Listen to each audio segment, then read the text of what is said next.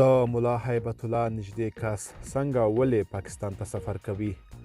سلام، ستړي مشئ، وخت مو په خیر. په مکړی د نن ورځې تازه او مهم خبر ته. د ټي ټي پي پر سر د طالبانو او پاکستان ترنګلتیا، ملا شیرین اخوند اسلام آباد ته ځي.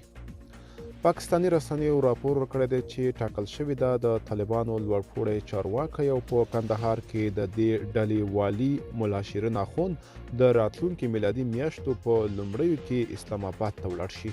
د ډان نیوز له راپور سره سم ملا شیرین به په اسلام آباد کې د طالبانو د بهرنیو چارو وزارت له اطلاعاتي چارواکو سره وویني.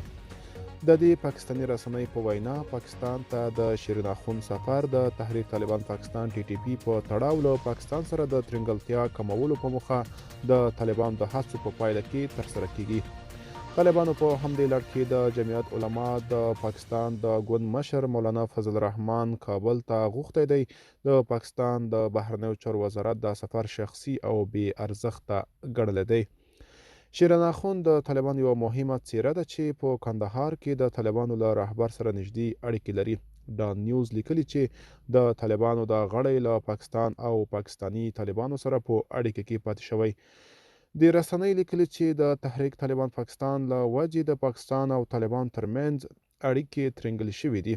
د ټي ټي پي پر خلاف د کابل د نه اقدام له وجې د ترنګلتیا نوره هم زیاته شوې.